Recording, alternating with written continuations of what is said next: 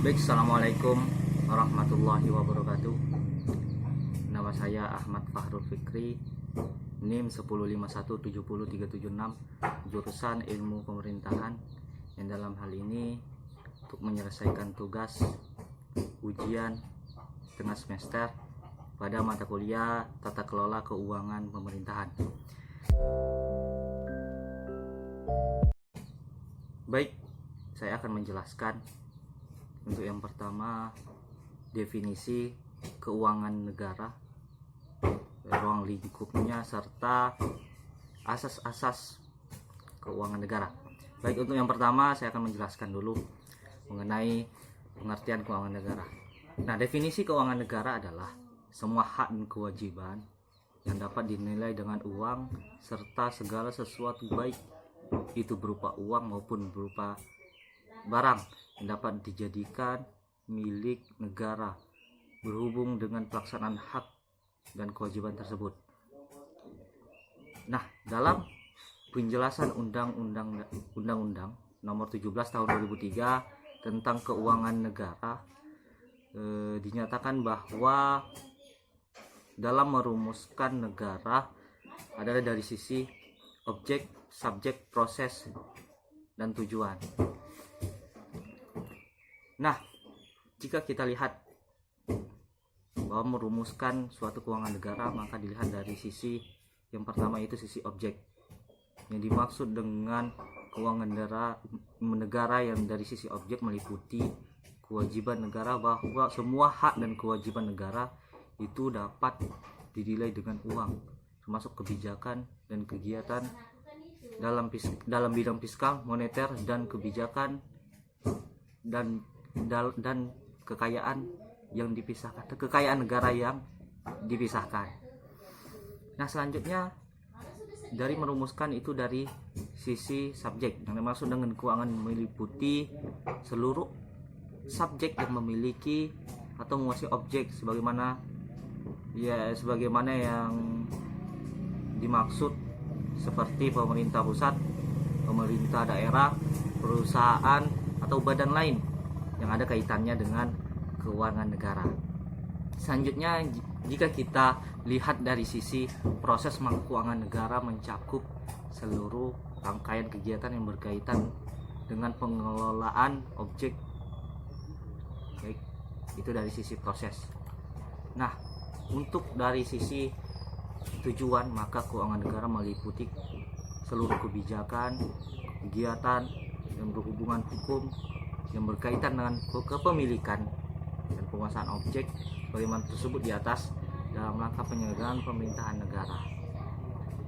Itu untuk definisi keuangan negara. Maka dari definisi tersebut, maka akan kita kelompokkan menjadi 3 bagian, yang mana keuangan negara menjadi 3 bagian. Yang pertama, subbidang pengelolaan fiskal, yang pertama.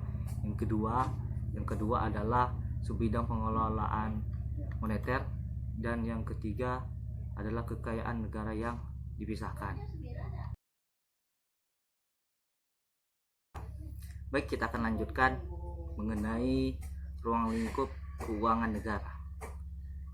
Yang mana ruang lingkup yang pertama ini adalah hak negara untuk memungut pajak, mengeluarkan, mengedarkan uang, dan melakukan pinjaman.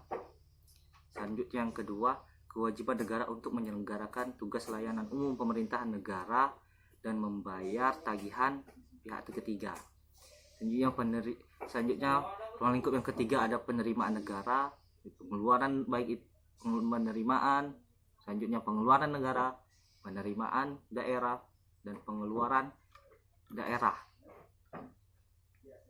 Selanjutnya, dalam ruang lingkupnya juga, maka kekayaan negara atau kekayaan daerah yang dikelola sendiri oleh pihak lain berupa uang, baik itu berupa uang, surat berharga, piutang, atau barang,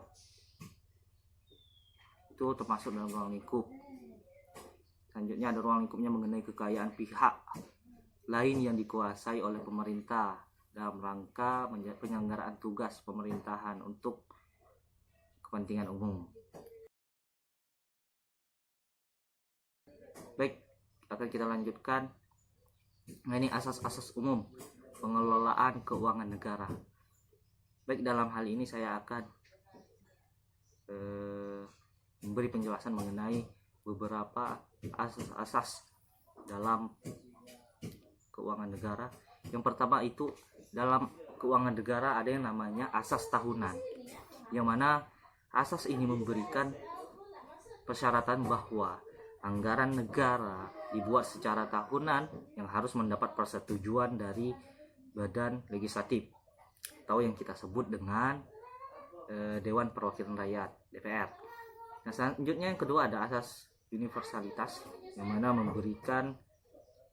mana dalam hal ini memberikan batasan bahwa tidak diperkenankan terjadinya percampuran antara penerimaan negara dengan pengeluaran negara.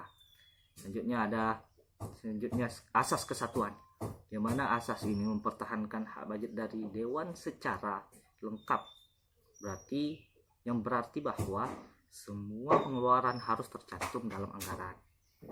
Nah, selanjutnya ada asas spesialitas, yang mana asas ini mensyaratkan bahwa jenis pengeluaran dimuat dalam mata anggaran tertentu dan diselenggarakan secara konsisten, baik secara kualitatif maupun kuantitatif. Nah, kita lanjutkan dengan asas berikutnya, ada asas akuntabilitas, yang mana asas ini berorientasi pada sebuah hasil, mengandung makna bahwa setiap pengguna anggaran itu wajib menjawab dan menerangkan kinerja organisasi, baik itu keberhasilan maupun kegagalan suatu program yang menjadi tanggung jawabnya. Nah, ada selanjutnya asas profesionalitas, yang mana asas ini mengharuskan pengelolaan keuangan negara ditangani oleh tenaga yang profesional. Setelah asas profesional, maka ada asas proporsionalitas, yang mana pengalokasian anggaran itu dilaksanakan secara proporsional pada fungsi-fungsi kementerian atau lembaga sesuai pada tingkat prioritasnya. Nah, selanjutnya asas keterbukaan. Dalam asas ini, pengelolaan keuangan negara itu mewajibkan adanya keterbukaan dalam pembahasan, penetapan maupun perhitungan anggaran. Nah, selanjutnya ada asas pemeriksaan keuangan. Nah, yang dimaksud dengan asas pemeriksaan keuangan ini adalah badan pemeriksa yang bebas dan mandiri, yang mana yang biasa kita kenal itu BPK, yang mana badan bebas mandiri ini memberi kewenangan lebih dalam pemeriksa keuangan untuk melaksanakan pemeriksaan keuangan negara secara objektif dan independen.